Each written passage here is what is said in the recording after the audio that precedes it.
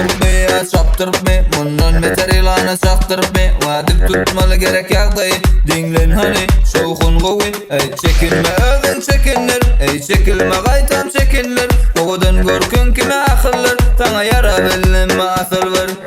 Bana seyret ya sen golden gule gule gule gule. Bola sigel ya can bille. Ana fikirler. Mahirli düşürsün ele ele ele ele.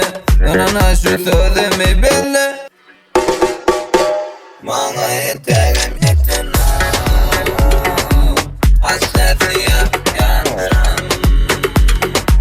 Benim için yaparım. Aylanıp yapacaksam.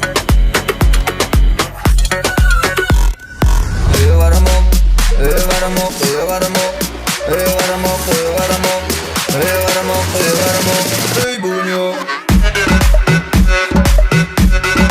Ey bunyo.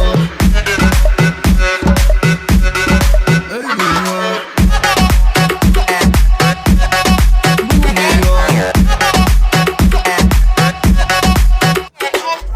Bay bay.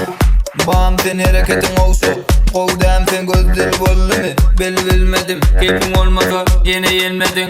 Aydın'ın yağdayı kovmayı Hamalı hemmesinin keyf kovmayı Ulu kişi farkı yok hareket etin ak yanına füyseni. Bu seni tanak tüykü sadağı Devrili ıntığı Hakiki maslava di inancığı Yöre yarısır hasetler alsır İrsaladana yer olur karasır Ayala odan bulan bari Yerin emme zat meyveli bağı Sakla ve devini geçmez Sıdıklı trend ilmiden basmazlıktın Bana yeter